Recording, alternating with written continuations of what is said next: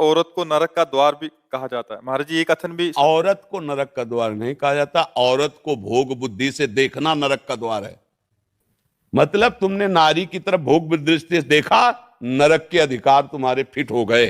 नरकश नारी मतलब नारी को तुम भोग बुद्धि से देखा, तुम्हारा नरक का बिल पास हो गया है। तो बात समझ नहीं है, अगर उसको ठीक समझ नहीं है तो आपकी बात को गलत ढंग से पेश करके वो फिर निंदा का कारण बन जाता है कि शास्त्रों में नारी की निंदा की। ऐसा नहीं है, सावधानी का वर्णन किया गया।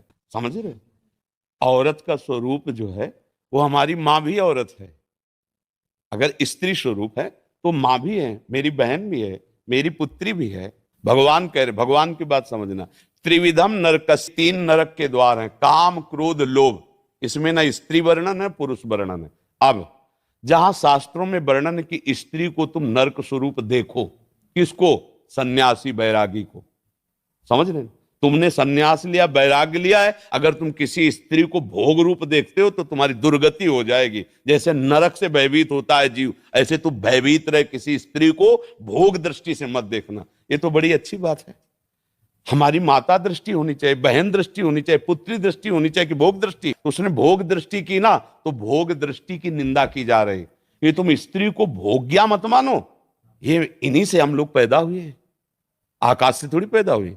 यही माताएं हैं, इन्हीं से बड़े बड़े बलवान बुद्धिमान राजा महाराजा ऋषि मुनि सब इन्हीं से उपजते हैं। इनको भोग नरक का आ जाएगा तो हम सब नरक ही तो है ना, हम सब फिर नरक हुए ना, क्योंकि पैदा तो इन्हीं से हुई है ना। कोई भी महात्मा आकाश से थोड़ी उतरा है, माता से तो पैदा हुआ है, तो वो माता आप ही लोगों में तो होती है। इनके बिना सत्ता ही नहीं है। शक्ति के बिना अगर वो मात्रा ऐसे न चढ़े शक्ति की, तो शिव को क्या बोलोगे? सौ। ये शक्ति ही शिव है।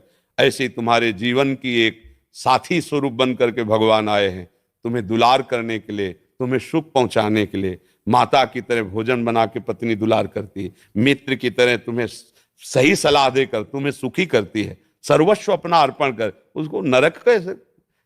हाँ, अभी बताया कि जहां शास्त्र में लिखा उनके लिए। अब तुम वैराग्य ले लिए हो, सन्यास लिए हुए हो, और माताओं बहनों को गंदी दृष्टि से देखोगे तो क्या होगा? इसीलिए कहा गया नरकश्य नारी। हम श्लोक भी पता है हमें, ऐसा नहीं कि पता नहीं। नरकश्य नारी नरक का स्वरूप है, ऐसा समझो। किसका? जो तुम भोग दृष्टि कर रहे हो। नहीं तो क्या शास्त्र आदेश करता है? जननी समझानो पर नारी। तुम्हें माता के समान देखना चाहिए। तुम भोग रूप देखते हो, मतलब तुम स्वयं नरक के अधिकारी हो रहे हो केवल देखने मात्र से।